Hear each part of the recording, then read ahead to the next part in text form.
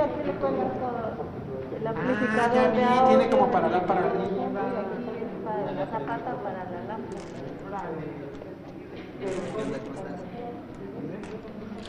Ay, que lo gusta, carnal. Muy buenas noches.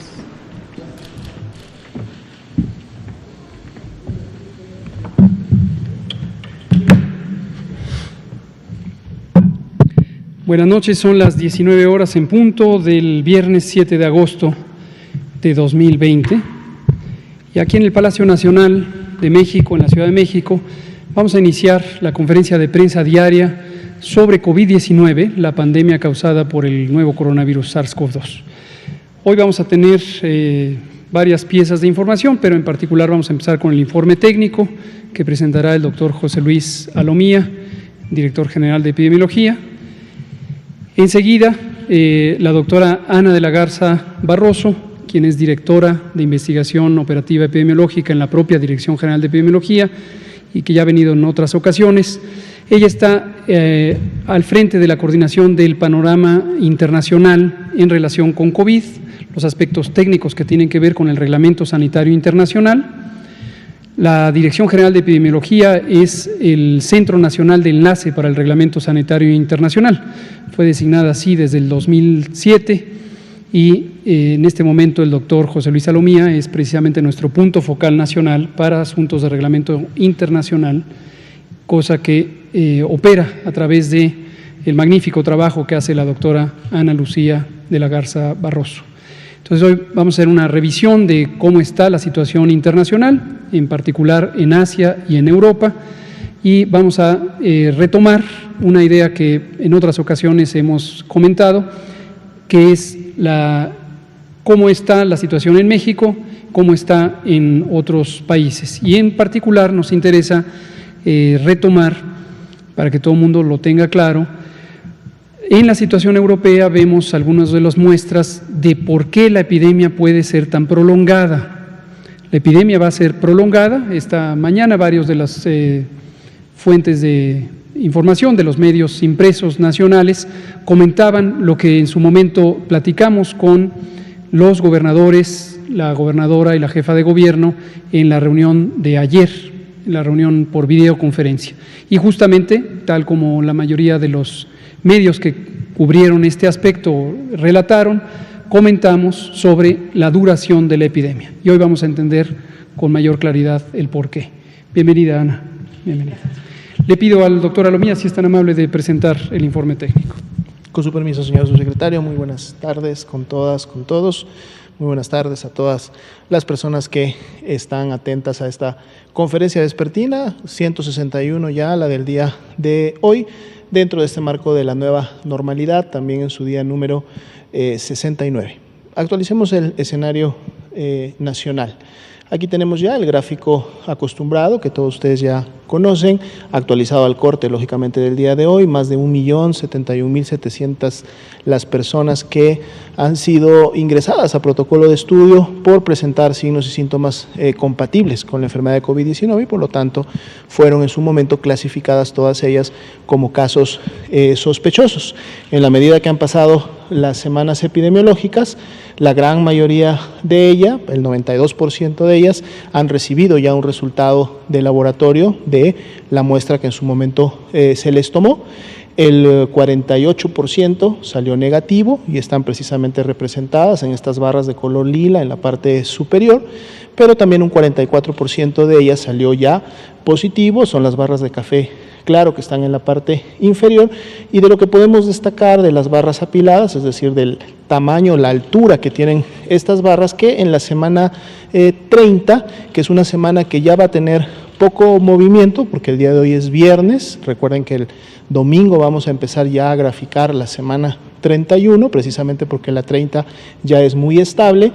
Ya esta altura, que es lógicamente la cantidad de personas que en esa semana iniciaron con signos y síntomas compatibles, continúa y está por debajo de la semana 29.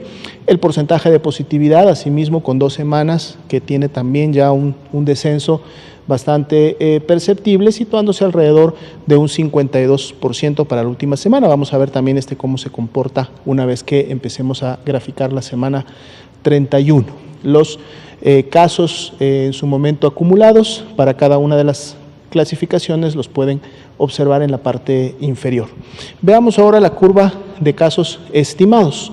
Esta curva de casos estimados, que es la curva de color azul claro superior, recordemos que se construye tomando todos los casos que ya fueron confirmados y agregándoles, sumándoles todos los aún sospechosos por el porcentaje de positividad precisamente para cada una de las semanas epidemiológicas. Continuamos todavía con una presentación descendente entre la semana 29 y 30, que para el día de hoy es menos 6%. Esto de alguna manera se ha mantenido durante toda la semana, aunque lógicamente la reducción proporcional ha ido disminuyendo. Estamos aún en un menos 6% y prácticamente ya a punto de empezar a ver la semana 31. Así también el comportamiento descendente que han tenido las defunciones, al menos en las últimas 3 semanas, con un descenso de menos 30% al día de hoy entre la semana 29 y la 30. Un indicador también que ha estado estable durante esta semana, que es los casos activos estimados, solo el 9% representan las personas que han iniciado con signos y síntomas en los últimos 14 días. Si recordamos semanas anteriores, este indicador había iniciado en un 14%, bajó a un 12%, estuvo en un 10%, ahora está en un 9%. Y esto es un indicador también que nos habla de la desaceleración de la epidemia, porque justo representa cuál es el porcentaje de personas que son el componente activo de la misma. Veamos la ocupación hospitalaria en las siguientes 2 diapositivas. Aquí tenemos la de camas generales. Solamente un estado en el último corte, que sería el estado de Nayarit, supera este nivel de seguridad de tener una ocupación máxima de un 70%, lo tienen 77%, ha estado variando, han estado subiendo y bajando las camas. Recordemos que esto es un balance entre las personas que día con día se van hospitalizando, es decir, los ingresos a estas unidades, con las personas que van egresando, pero también muy importante, la cantidad de camas que se van reconvirtiendo o expandiendo y entonces permiten incrementar en un momento la disponibilidad. Todos los demás estados tienen al menos un 30% o más de disponibilidad, que es precisamente ese margen de seguridad recomendado para todos ellos. De manera general, es decir, en el integrado nacional, la ocupación es de solo el 42%, dejando lógicamente un 58% disponible, que representan 18.254 camas. Veamos ahora en la siguiente diapositiva las camas con ventilador para los pacientes críticos. Aquí sí tenemos ya varias semanas viendo que todas las entidades federativas tienen al menos 30 o más, la que menos tiene 36% de disponibilidad de este tipo de camas, lo cual también es lógicamente indicativo de que las personas no necesariamente están ya progresando a una enfermedad grave, en el sentido que, si recuerdan, también estas proporciones las teníamos por encima del 70% en prácticamente las primeras semanas de julio, ¿no? Entonces esto es una constante también que se ha dado. Vean, la ocupación nacional es menor que la de camas general, 36% son solamente las camas ocupadas, dejando una gran disponibilidad de este tipo de camas, que son 6.906, para que precisamente las personas que así lo requieran puedan recibir este tipo de atención que es altamente especializada. Vamos a ver ahora en el componente local, que son las siguientes diapositivas.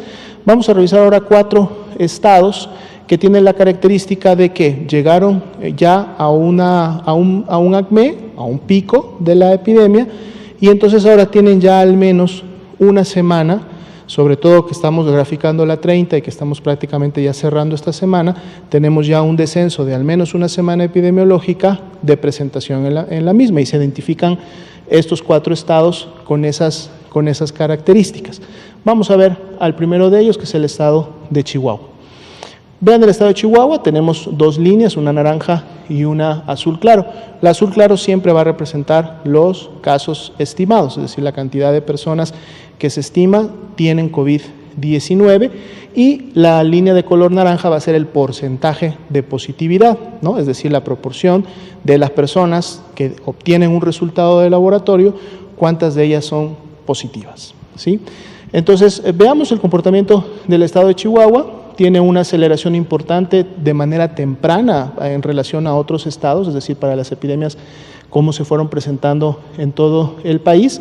Ya desde la semana 15 tenía una aceleración importante que luego disminuye, pero continúa prácticamente hasta la semana 20, en donde vemos que alcanza un primer acme, un primer pico de sus casos, y luego este empieza con una tendencia descendente que llega hasta la semana 24, dando una impresión de que ya la epidemia estaba controlada y que por lo tanto venía en descenso. Sin embargo, veamos cómo en la semana 25-26 más bien agarra una especie de meseta con tendencia ascendente, y luego de la 27 a la 28 se vuelve a acelerar nuevamente, desacelera un poco entre la 28 y la 29, pero todavía con tendencia ascendente, y se produce un nuevo pico en la semana 29, que inclusive es superior al que veíamos en la semana 20. Esto podría interpretarse como un rebrote para efectos del escenario estatal, o sea, para el estado como tal. Sin embargo, ahorita que veamos los municipios, vamos a notar una característica que también se produce a nivel nacional. Decíamos que la epidemia es asincrónica, es decir, se presenta de maneras diferentes, en diferentes tiempos, en cada una de las entidades federativas, y que la sumatoria de estas da la curva nacional. Pues bueno, lo mismo pasa en las entidades federativas.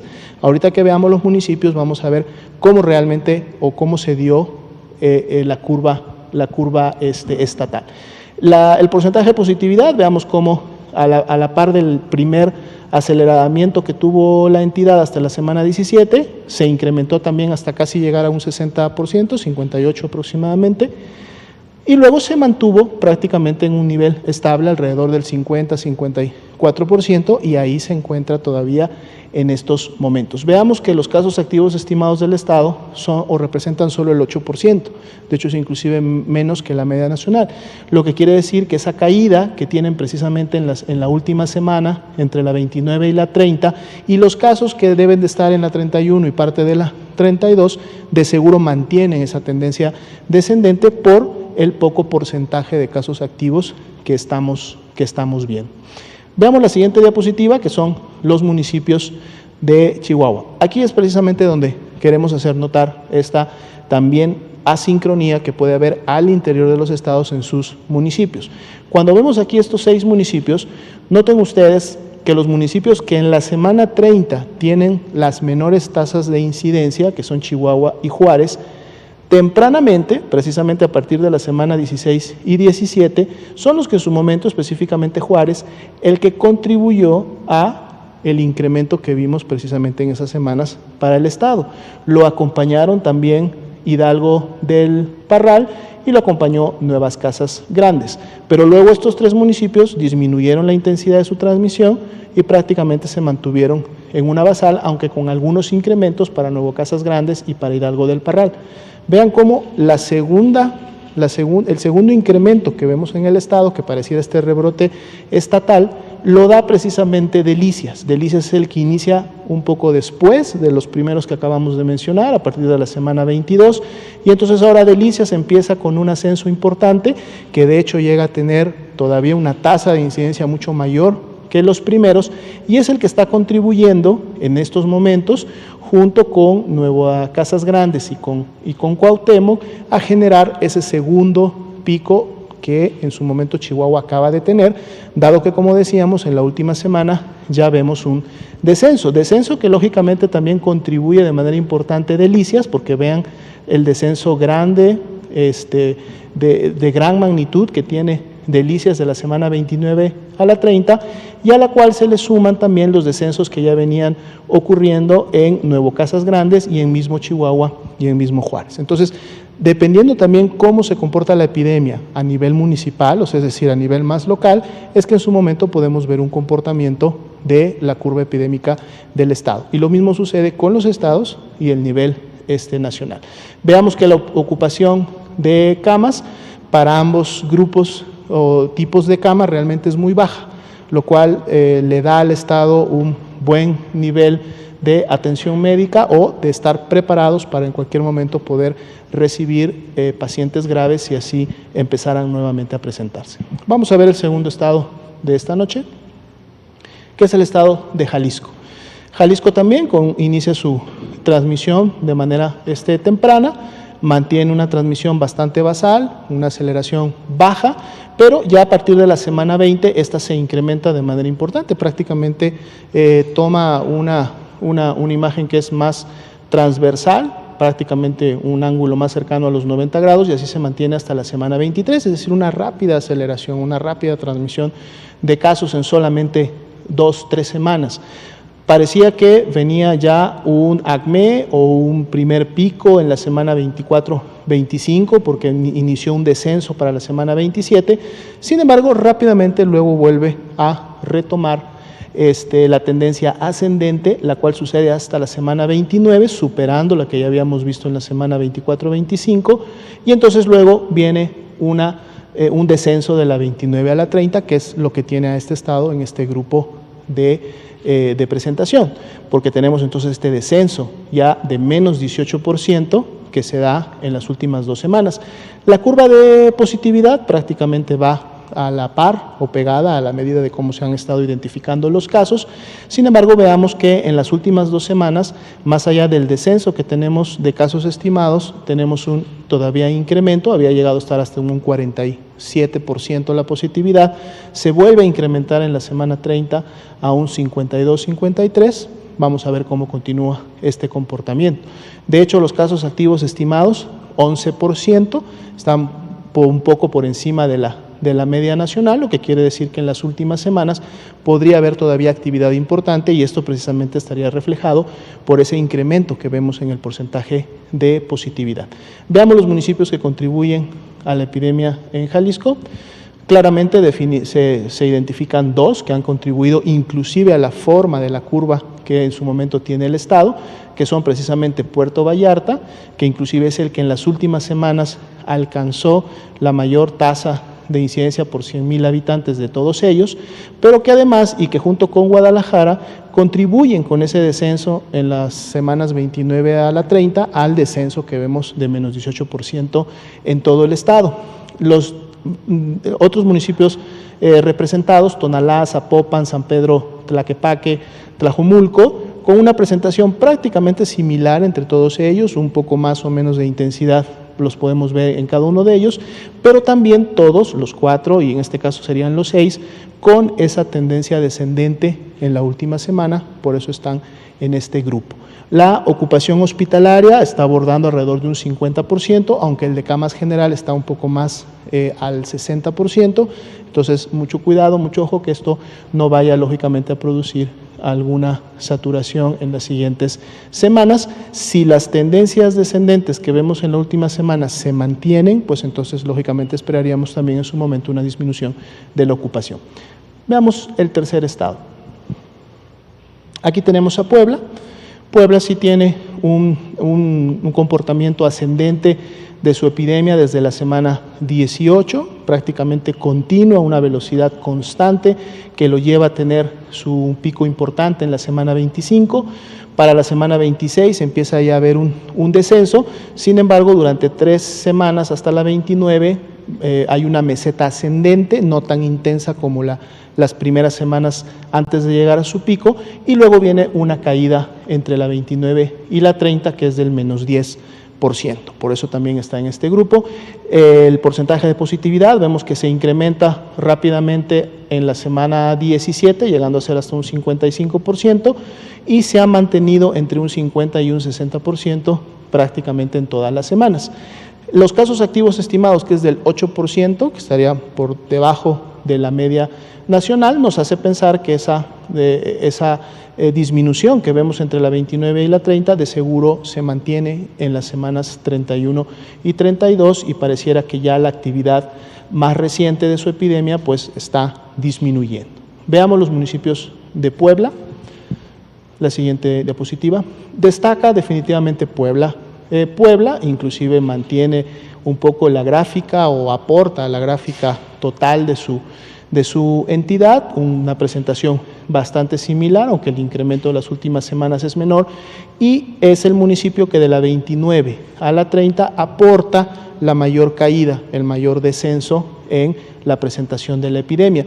Los demás municipios, San Andrés Cholula, Tehuacán, San Martín Texmelucan, San Pedro Cholula y Atlisco, vemos prácticamente una presentación bastante similar entre ellos, intensidades solamente poco diferentes, y prácticamente todos ellos, a excepción de San Andrés Cholula, tienen también esta tendencia descendente, aunque no tan marcada como la vemos en Puebla, y sin embargo San Andrés Cholula todavía manteniendo una meseta entre la 28 y la 30, pero una meseta ligeramente ascendente, por lo que hay que tener cuidado todavía en este punto. La ocupación de camas general, 57, ventilador 46, se cuenta todavía con capacidad de resolución para pacientes graves. Veamos el último estado de esta noche. San Luis Potosí, igual, una transmisión que mantiene un ascenso constante desde la semana 18 en adelante, se acelera en la semana 27 hasta la 29 y en la 29 a la 30 tenemos esa caída que lo tiene en este grupo de estados, una caída que es del menos 11%.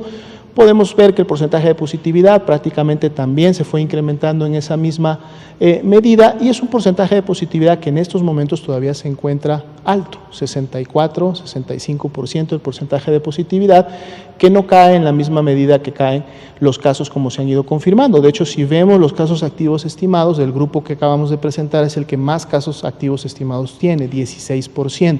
Esto nos dice que los casos que están en las siguientes semanas todavía hay un aporte importante de casos estimados, por lo tanto esta tendencia descendente entre la 29 y la 30 podría ser menor de lo que en este momento estamos observando, pero bueno, al menos empezamos a notar un signo de desaceleración y control para San Luis Potosí. Esperemos que esto continúe. Veamos finalmente los municipios que en San Luis Potosí han aportado a su epidemia. Claramente, y los que además contribuyen al comportamiento estatal son Ciudad Valles y Matehuala, prácticamente en la misma gráfica que veíamos en el estado. Caídas importantes, sí, en el caso de los municipios para las semanas 29 y 30.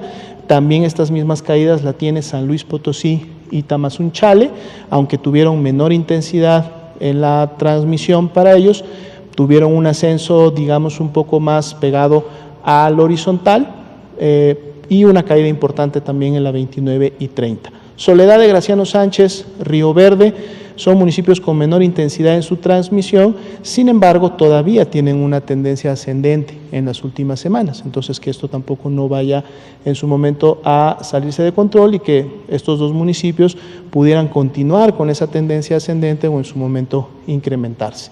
La ocupación hospitalaria es baja, está por debajo del 40% en ambos casos, cerca del 30% la de camas general, lo cual da una buena capacidad de respuesta para pacientes graves al estado y los municipios de San Luis Potosí. Serían los datos para esta noche. Muchas gracias, doctora Lomía. Doctora de la Garza, si es tan amable.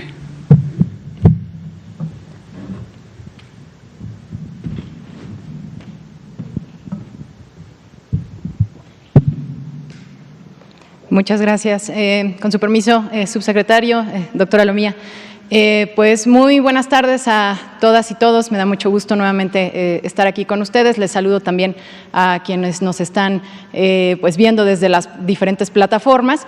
Y el día de hoy queríamos mostrarles, como parte de los componentes temáticos, un poco del contexto internacional y de lo que está ocurriendo pues a nivel mundial con esta pandemia, y pues enfatizar en que nosotros en la Unidad de Inteligencia Epidemiológica y Sanitaria estamos en un constante monitoreo de la situación internacional y que pues vamos dando seguimiento a los diferentes indicadores y a las diferentes pues situaciones que se van presentando. Ya pues hemos mencionado un poco de este tema, pero pues es importante enfatizarlo y que revisen y que veamos pues también cómo se maneja a través de la Organización Mundial de la Salud el establecimiento de ciertas categorías que se colocan para los países a través de sus reportes de situación y de lo que también ellos pues van emitiendo. ¿Me podría pasar la siguiente? Muchas gracias. Primero, quiero iniciar esta presentación con un poco de la línea del tiempo de ciertos antecedentes importantes que se han dado a nivel mundial. Recordarán que desde el 31 de diciembre se fue identificando que existía un brote de neumonía de etiología desconocida en China, específicamente en la región de Wuhan en su momento, y a partir de esta situación pues se desencadena todo lo que ya hemos estado viviendo durante este año 2020. Colocar ahí también como antecedente que es a partir del 9 de enero que se identifica, recordarán que se identificó como un nuevo coronavirus, ¿no? Ya desde el 9 de enero, y empiezan una serie de eventos que han marcado también pues todo lo que ha ocurrido durante este año. Para el 11 y el 12 de enero ya se empieza a dar pues los reportes de la primera defunción y se publica como tal el genoma del nuevo coronavirus como se le identificó. Para el 13 de enero empezamos a ver que ya este virus empieza a propagarse en otras regiones y se empieza a identificar entonces, en este caso en Tailandia, el primer caso importado en específico, ¿no? en aquel momento. Posteriormente, como ven, pues dentro de ese mismo mes, es para el 20 de enero, en el que se tiene identificado el primer caso ya importado, esto de acuerdo a los reportes de la Organización Panamericana de la Salud, en América, en los Estados Unidos, para el 20 de enero. Posteriormente, para el 30 de enero, ya sesiona la Organización Mundial de la Salud a través del Comité de Emergencia y este evento se declara como una emergencia de salud pública de importancia internacional y recordar, por cierto, que acaban de sesionar el 31 de julio nuevamente este comité y pues ratificaron que continúa siendo una emergencia de salud pública de importancia internacional a nivel mundial. Para el 26 de febrero se presenta el primer caso en América Latina y el Caribe, ¿no? En específico, pues ya también en América Latina, en Brasil, y es en México que para el 27 de febrero se identifica, ¿no? El primer caso confirmado con un ya reporte para el 28 de febrero. Y también tenemos el 11 de marzo como un acontecimiento fundamental que marca, ¿no? También toda esta situación de este año, una declaratoria por parte de la Organización Mundial de la Salud de pandemia. ¿Me puede pasar la siguiente? Muchas gracias. Comentarles, como les mencionaba en un inicio, que la Organización Mundial de la Salud, a través de sus reportes de situación, pues tiene ciertas categorías de acuerdo al tipo de transmisión que van ocurriendo en los países. Sabemos que hay diferentes momentos en cada país y que dependiendo del momento de la transmisión, esta Organización Mundial va categorizando a los mismos.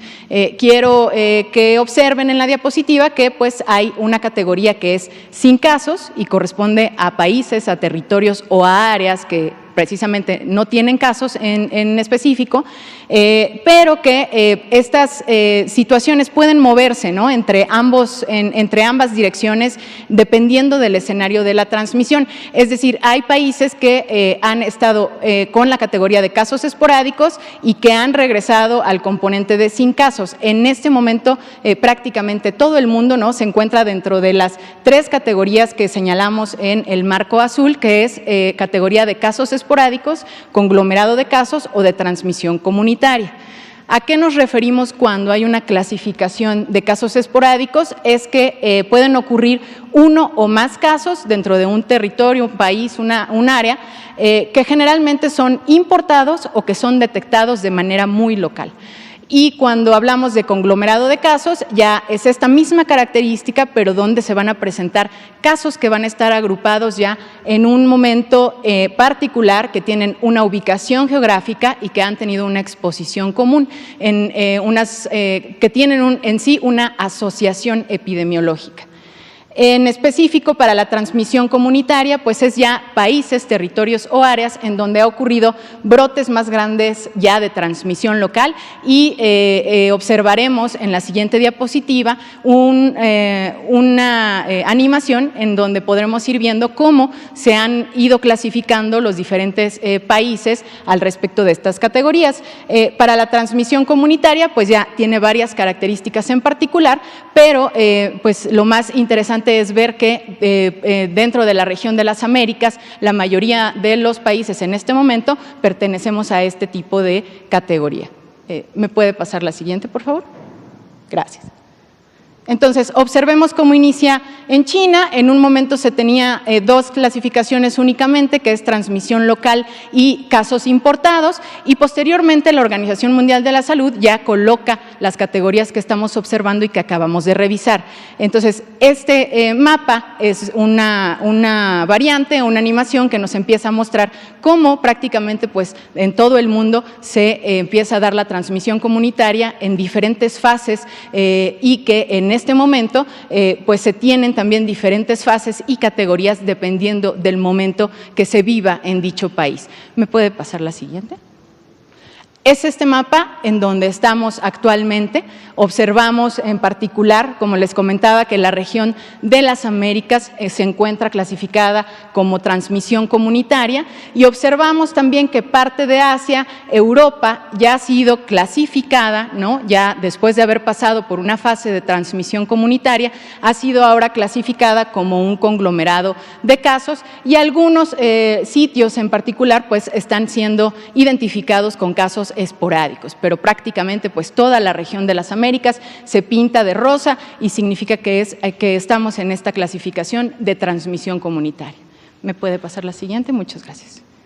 De igual manera, en la Unidad de Inteligencia Epidemiológica y Sanitaria damos seguimiento, ¿no?, a través de este tipo de herramientas que nos permiten visualizar de manera más clara los comportamientos de la epidemia en los países y pues observarán, ¿no?, que hemos elegido algunos países muy particulares que fueron en los que en un inicio, hace algunos meses, estábamos identificando como aquellos en los que viajar había un riesgo en particular para adquirir el virus y que en su momento pues se emitieron avisos preventivos de viaje para esos países, en particular Francia, Italia, ¿no? Son países muy representativos que van marcando el momento de la epidemia y que a los cuales les vamos dando un monitoreo permanente. Por cierto, agradecer al equipo de la Unidad de Inteligencia Epidemiológica y Sanitaria que hace este monitoreo de manera permanente.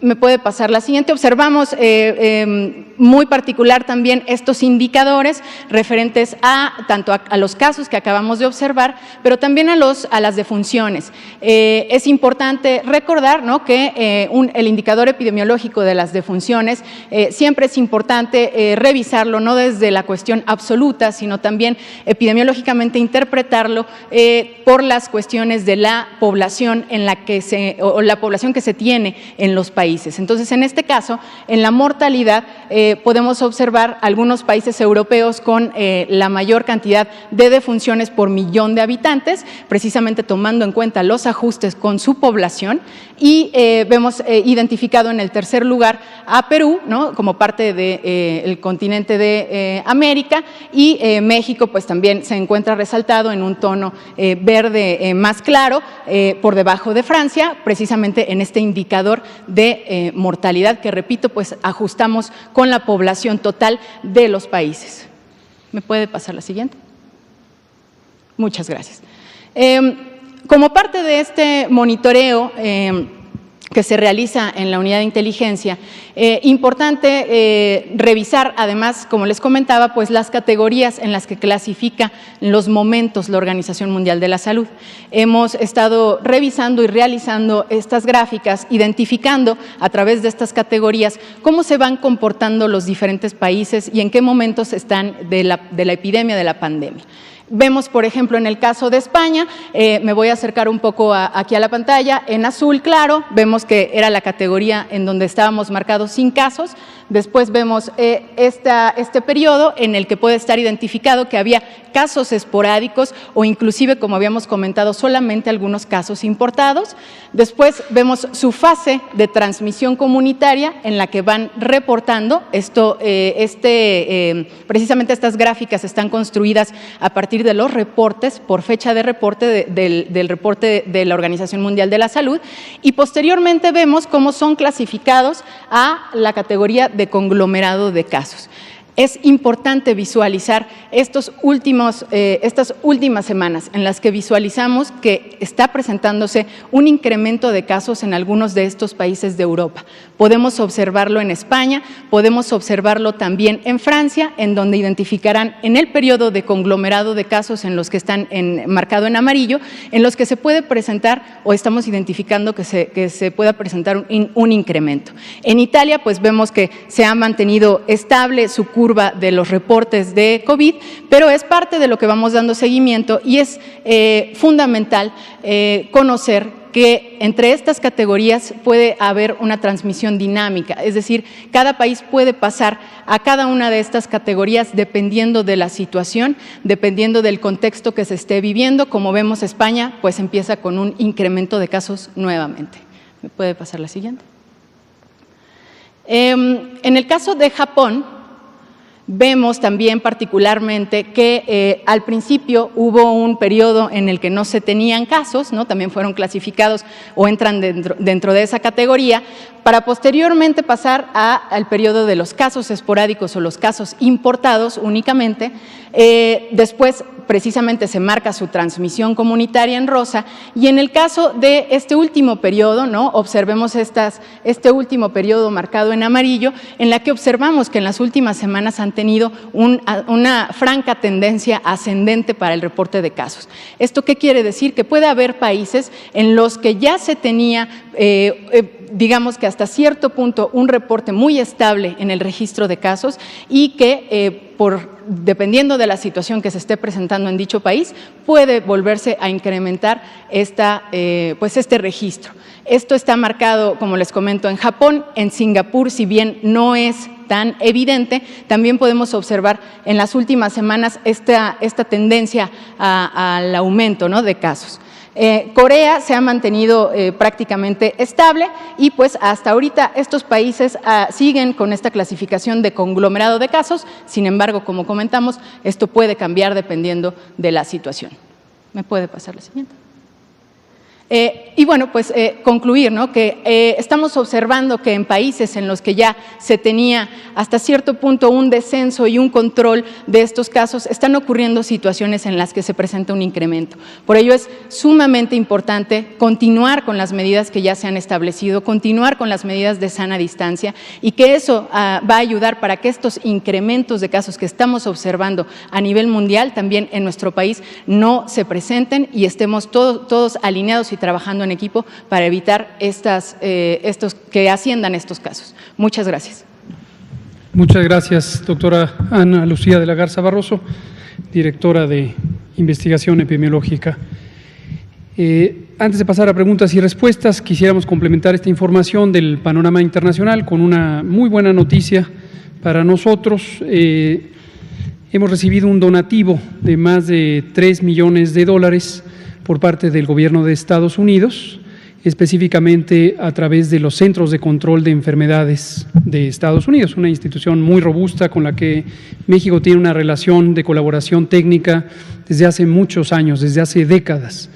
Y este donativo precisamente procede de este trabajo de colaboración que hemos tenido con estas instituciones, con el gobierno de Estados Unidos, con el Departamento de Salud y Servicios Humanos, también por las gestiones del embajador Christopher Landau, el embajador de Estados Unidos en México, a quien le agradecemos mucho todas sus gestiones. Asimismo, y de manera específica, a la doctora María Julia Marinissen, quien es la agregada de salud del gobierno de Estados Unidos en México. Ella reside en la Embajada de Estados Unidos y es una experta en estos temas. Ella fue directora de Seguridad Internacional en Salud y la conocemos, el país la conoce desde hace mucho tiempo porque ella ha sido una promotora de la colaboración binacional en materia de salud y en la preparación y desarrollo de capacidades de respuesta ante este tipo de eventos. Con ella tuvimos una también muy benéfica colaboración durante la pandemia de influenza en 2009 y gracias a sus gestiones logramos en su momento equipar la Red Nacional de Laboratorios de Salud Pública. De modo que agradecemos al embajador Christopher Landó, a la doctora María Julia Marinicen, a los Centros de Control de Enfermedades de Estados Unidos, y estos $3 millones van a ser utilizados para fortalecer la capacidad de manejo de la epidemia de COVID-19 en México, de manera específica para hacer estudios de cero prevalencia. Me preguntaban ayer cómo íbamos con esto. Parte de los estudios serán también ampliados con este donativo. También vamos a utilizarlo para incrementar la fuerza de tarea operativa con este programa de acción local comunitaria en el país, y de ahí vamos a desarrollar esta capacidad de personal de campo que esté ayudando a esto. Asimismo, hacer comunicación de riesgo dirigido a poblaciones específicas y desde luego también el análisis y atención de la movilidad en poblaciones migrantes en la frontera Estados Unidos-México, que este es un esfuerzo también de colaboración conjunta que se remonta también a muchos años de cooperación técnica en esta materia. Y agradecemos también a la Fundación México-Estados Unidos para la Ciencia, FUMEC, y a su director, el ingeniero Guillermo Fernández de la Garza, con quien también desde hace muchos años hemos tenido cooperación, y FUMEC será la agencia fiduciaria que estará administrando estos recursos al gobierno mexicano. Pero eso es una buena noticia para la capacidad de México. Vamos a empezar entonces con Liliana Noble de Pulso Saludable y nos seguimos con Héctor García, por favor. Gracias, buenas noches, Liliana Noble de Pulso Saludable. Tengo dos preguntas. Primera, para su invitada, veía en la tarde un programa español de la influenza y ahí una doctora de Londres hablaba de que sería conveniente en estos países en donde la mortalidad es muy elevada, organizar grupos de trabajo de expertos, no para ver las fallas, sino para encontrar áreas de oportunidad para poder mejorar. ¿Usted considera que algo así podría ocurrir en el país, libre de bandera política? Gracias.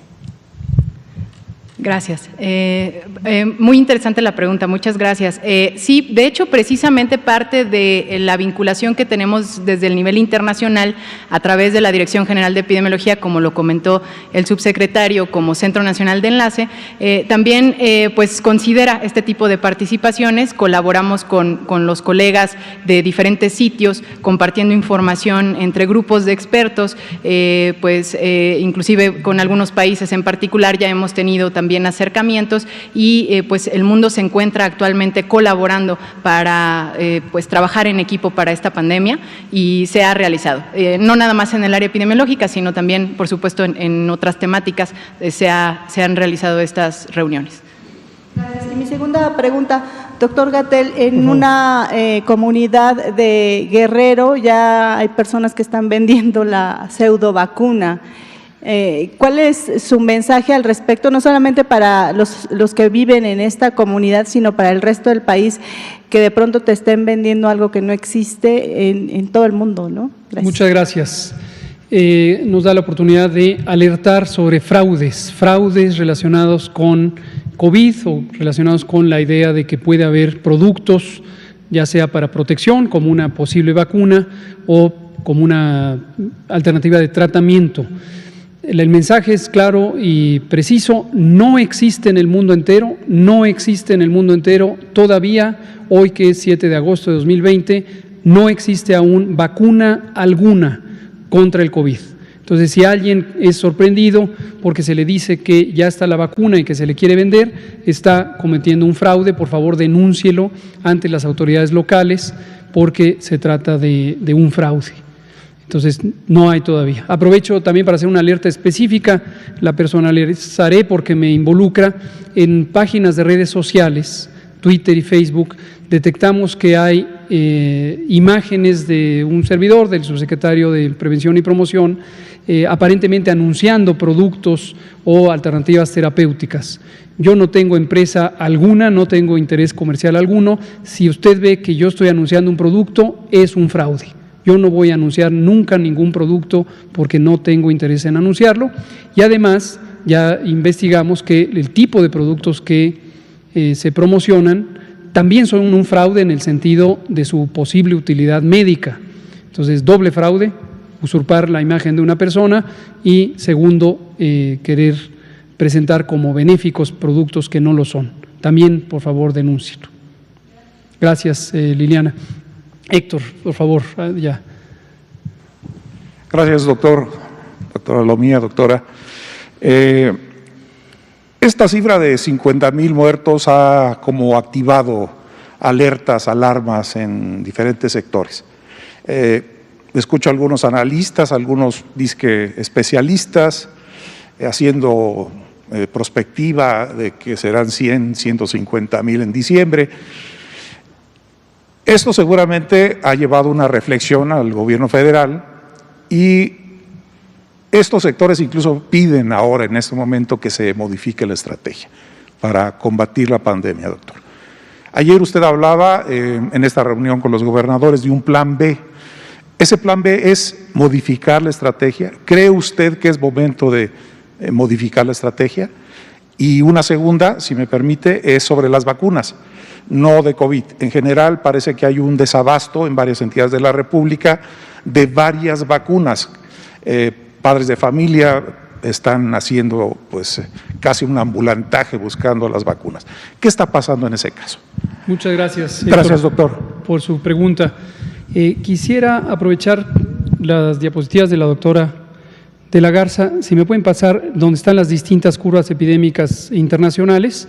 Ya hemos presentado en otras ocasiones esta curva, pero hoy que existe este planteamiento de parte de algunos comentadores o comentaristas, escribanos o escritores en algunos medios, columnistas y demás personas que hoy están interesados en la epidemiología y que hacen este planteamiento. Dos cosas. La primera, no es la primera vez que lo decimos, pero con mucho gusto lo volvemos a explicar.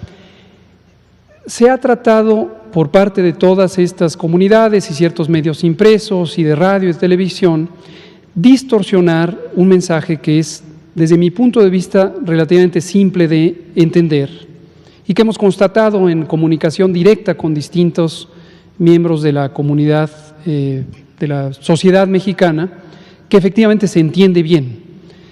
No considero a todos estos analistas personas limitadas. Yo creo, y les felicito, yo creo que son en su mayoría personas intelectualmente brillantes.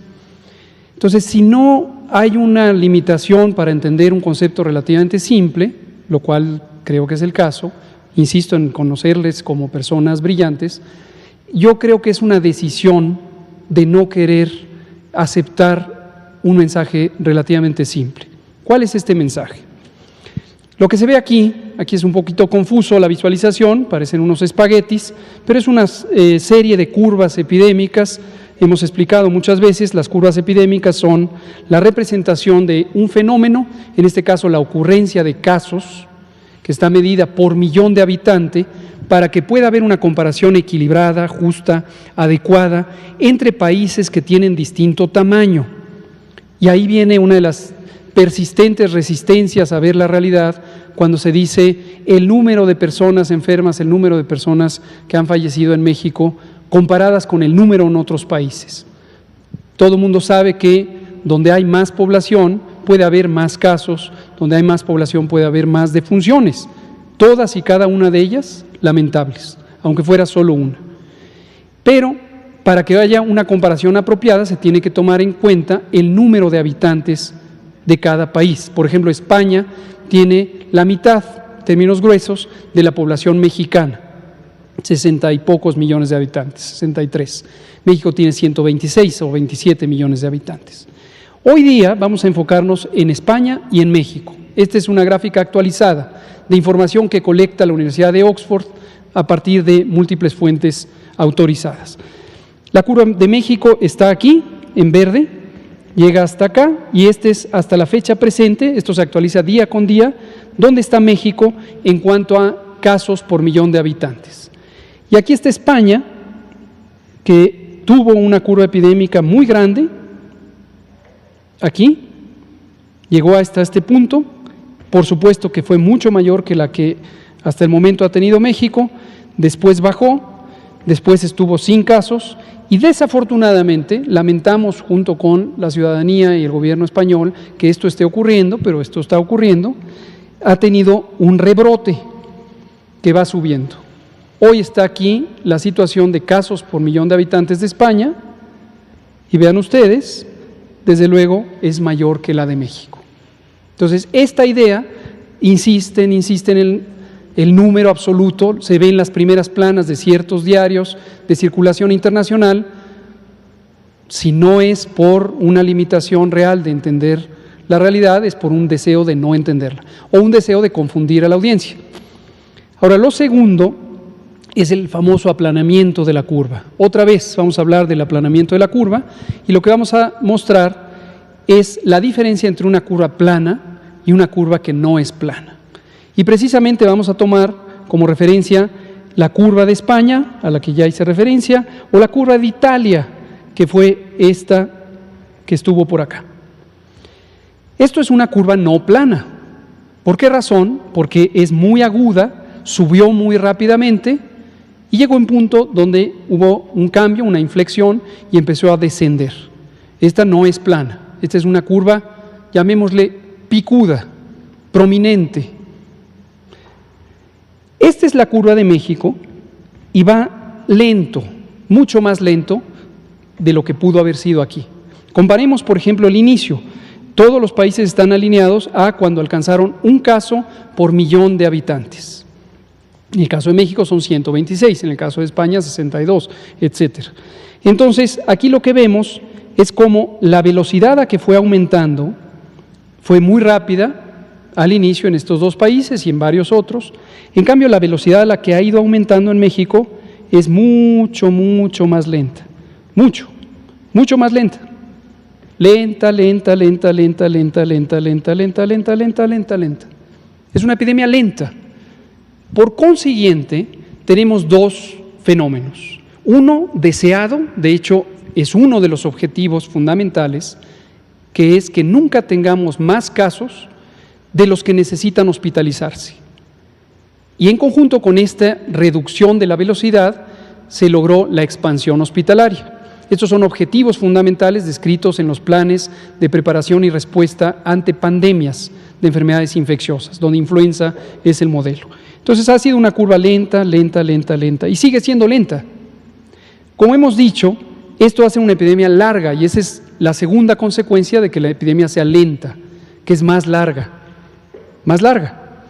¿Cuánto más larga? Hemos dicho, posiblemente llegaremos a octubre, quizá noviembre, y también hemos hecho una y otra vez la advertencia de que inescapablemente tendremos epidemia o estación de influenza de octubre a abril de 2021, y que muy probablemente, es una predicción general para el mundo, tendremos conjuntamente rebrotes de COVID-19. Entonces esto se va a seguir prolongando, y donde viene esta persistente idea, insisto en respetar su capacidad intelectual, y sospecho que entonces es por decisión que se busca confundir el mensaje, que sea lenta no quiere decir que se acabe la epidemia. Cada día tenemos más casos, y periódicos que gustan de sacar todos los días, o casi todos en primera plana, cifra récord de casos, lo que están diciendo es que los casos aquí fueron más grandes que acá, y los casos aquí fueron más grandes que acá, y los casos de aquí fueron más grandes que acá, etcétera. En las últimas pocos días, más o menos una semana y media, ya no hablan de cifra récord, porque ya no es noticia, porque hemos mostrado que la curva está en esta fase de estabilidad, de meseta. Pero no confundir el aplanamiento de la curva que es la reducción del número máximo de casos por día, con el hecho de que la epidemia vaya en ascenso, esté en una meseta o eventualmente vaya en descenso. Ahora, segundo, esto no tiene que ver con el cambio de la estrategia a la que me referí con los gobernadores.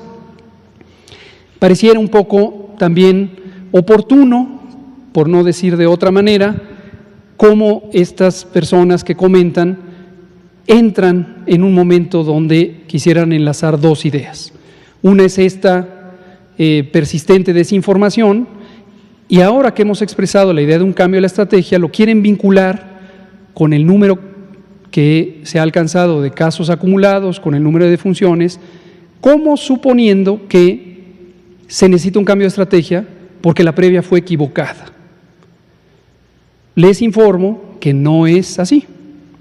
Lo que hemos hablado, y así lo expliqué con los gobernadores, es el segmento 2, lado B, dice el audio que seguramente se filtró por todos lados. No pasa nada, nosotros no necesitamos que se filtren las cosas. Podríamos trabajar en la plancha del Zócalo y hay un poco de ruido, por supuesto, pero lo que decimos, lo decimos en una audiencia pequeña, en una audiencia grande o en una audiencia de 127 millones de personas. Por eso lo decimos cada noche aquí. Entonces, el lado B es una idea metafórica. Quien tiene suficiente edad se acordará de cuando cambiábamos los discos lado A y lado B. Y se refiere a una parte 2, a una etapa en donde la Organización Mundial de la Salud ha expresado, porque es producto del análisis, la duración de la epidemia va a ser muy, muy larga en el mundo. Y en México lo hemos dicho en innumerables ocasiones. La frase ha sido: preparémonos para una epidemia larga. En la medida en que la epidemia se vuelve más larga, el equilibrio entre la protección directa de la salud y de la vida por medio de disminuir los contagios y lograr que la epidemia siga siendo lenta, empieza a tener una carga mayor sobre la parte económica. Si la epidemia hubiera durado 3 meses, la carga sobre la economía hubiera sido muy intensa. La mayor parte del daño económico es por la afectación económica del mundo, no es por un fenómeno local, y le ha pasado a todos los países. Pero en la medida en que la epidemia se hace más larga, porque es lenta, entonces tenemos que reequilibrar la relación entre la protección directa de la salud y la protección de la economía, la reactivación económica.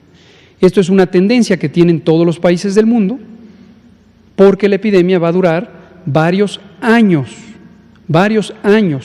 no necesariamente en México, pero en distintos países del mundo. Lo que estamos viendo en el caso de España como ilustrativo, y si me pasan por favor la previa que puso la doctora de la Garza, donde se ven Japón y otros países, donde se veían los cuadritos de colores y las curvas epidémicas. Me parece que esta, mira. Aquí vemos España, aquí se ve más claramente el brote inicial. La curva mexicana estaría por aquí más o menos. Y vemos que en España hay un rebrote, vemos que en Francia hay un rebrote, no en Italia, y en Japón, me parece que es la siguiente, también, como dijo la doctora de la Garza, se ve un rebrote que es incluso de mayor dimensión que la curva original. Este fenómeno lo vamos a estar viendo en todos los países del mundo, es posible que lo veamos en México, y al interior de cada país es posible que lo vayamos viendo en cada entidad federativa. Entonces, el lado B, la segunda etapa, la etapa B, consiste en integrar de una manera más amplia las distintas elementos que ayudan a la reactivación económica. Aprovecho para felicitar al gobierno del estado de Puebla, con quienes tuvimos el privilegio de conversar hace un par de días y nos mostraron su plan de reactivación económica y nos parece un extraordinario plan, muy bien cuidado, con una cautela enorme respecto al tema de salud, pero al mismo tiempo una serie de esquemas de apertura económica razonada por sectores, considerando la cantidad de población que participa en cada sector económico y subsector, al tiempo de la utilidad social de cada sector y subsector. Entonces, consideramos que ese es un modelo muy bueno, que podría ser emulado o replicado en las distintas entidades federativas, y de eso se trata el cambio de estrategia. Entonces, en resumen, la epidemia en México ha sido una epidemia larga. Esto no es casualidad, esto es producto de la estrategia que se diseñó desde enero, atendiendo a las mejores prácticas y las recomendaciones de la Organización Mundial de la Salud, en particular los planes de preparación y respuesta ante epidemias de este tipo, donde influenza es el modelo. Segundo, las dos actividades fundamentales de esa estrategia son la mitigación comunitaria para lograr una curva epidémica plana, pero irremediablemente larga. 3, esto ha permitido, la segunda meta es que no se saturen los hospitales, de modo que tengamos, como se ve todas las noches, un amplio margen de disponibilidad de camas hospitalarias. Tercero, hemos incorporado ya desde hace varias semanas, un par de meses, este esquema de atención local comunitaria en la medida en que la epidemia se dispersó hacia regiones geográficas y territorios más dispersos. El área rural. De especial interés es proteger a las comunidades indígenas y no olvidar nunca que el sistema de salud de México no creció apropiadamente en las últimas 3 décadas, además de que fue víctima de múltiples actos de corrupción que no permitieron tener una cobertura suficiente. Y cuarto y último, en este momento, cuando estamos planteando la continuidad de la estrategia, estamos planteando el lado B de la misma estrategia. No hay ninguna ruptura, ni hay un asunto de que hubiese fallado lo anterior, es que de aquí para adelante se necesita recalibrar el balance entre reactivación económica y protección directa en la salud. Y terminamos diciendo, sigamos preparados para una epidemia larga, porque esto va a durar, con subidas, bajadas en todo el mundo y también en el caso de México. Muchas gracias, Héctor, por su pregunta. Aquí terminamos, son las 20:01 y nos vemos mañana. Un último elemento, recuerden que hoy no vamos a presentar semáforo, seguimos con el semáforo de la semana previa y estaremos actualizando todas las semanas, pero haciéndolo público cada 15 días, a menos que existiera algún cambio brusco que requiriera atención inmediata, cosa que, esté usted tranquilo, no ha ocurrido en ninguna de las 32 entidades federativas. Tiene que ver, si quieren, mañana sábado volvemos a retomar el tema, porque el lunes vamos a tener la sesión de la Comisión de Salud Pública del Consejo Nacional de Salud y ahí vamos a conversar con los 32 estados y las instituciones de seguridad social nacionales, precisamente cómo el semáforo puede ayudar mejor a este propósito de la fase B o la parte 2 de la respuesta a la epidemia. Muchas gracias.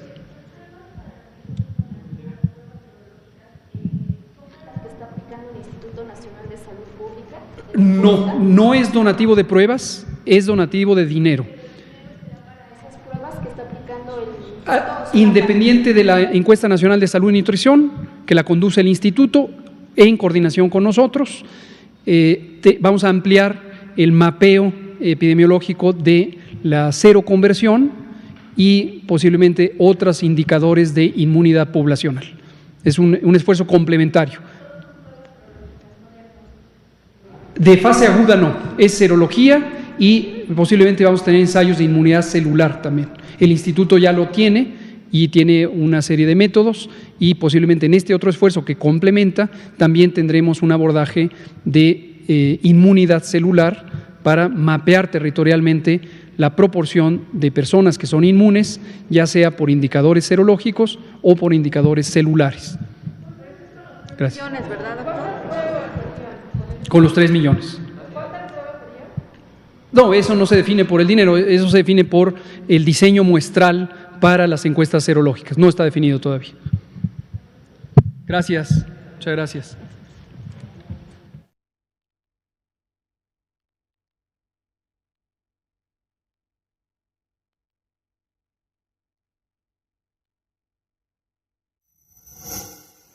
Gobierno de México. En diciembre de 2019, China alertó al mundo sobre la presencia de un nuevo virus en la ciudad de Wuhan. La nueva enfermedad, COVID-19, se esparció rápidamente y en marzo de 2020 la Organización Mundial de la Salud declaró la pandemia y con ello la puesta a prueba de los gobiernos y sus sistemas de salud. De acuerdo con el doctor Hugo López-Gatell, subsecretario de Prevención y Promoción de la Salud, frente a esta alarmante situación, el Gobierno de México inició los preparativos desde los primeros días de enero.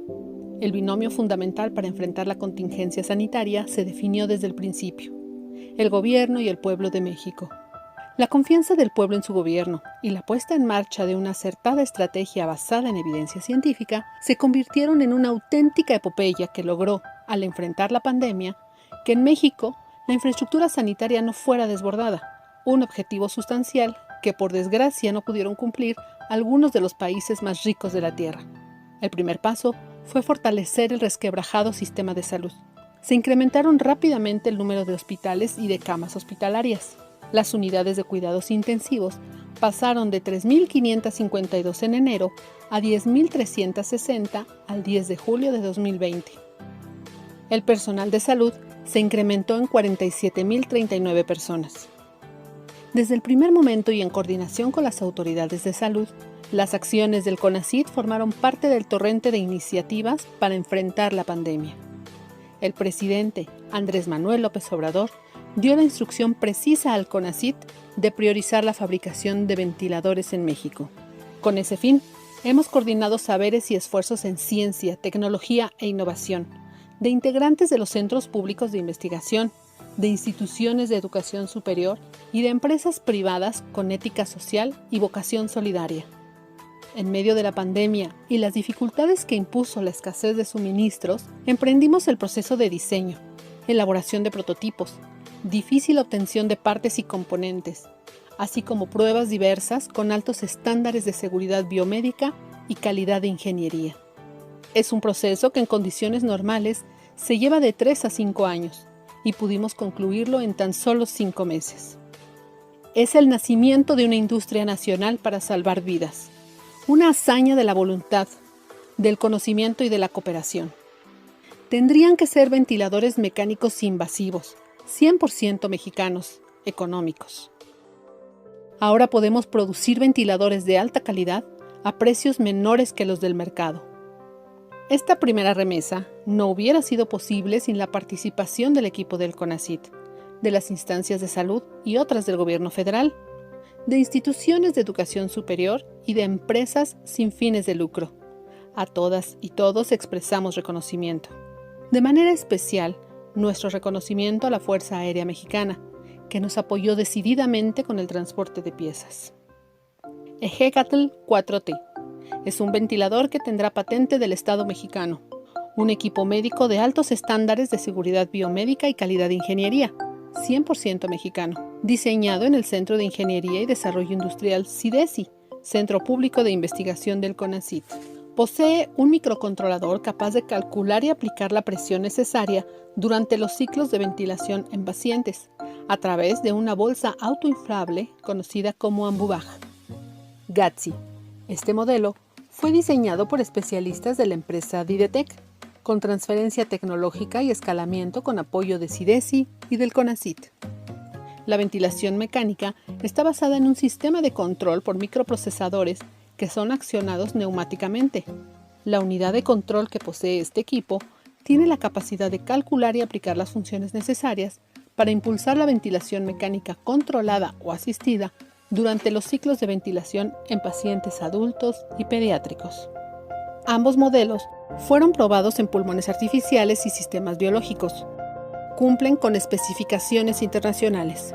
La creación de estos equipos médicos demuestra la capacidad científica y tecnológica del Sistema Estatal Mexicano de Humanidades, Ciencias, Tecnología e Innovación.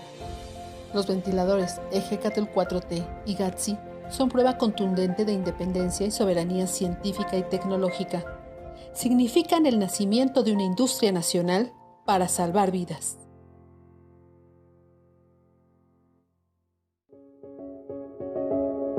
CONACYT, Ciencia por México. Gobierno de México.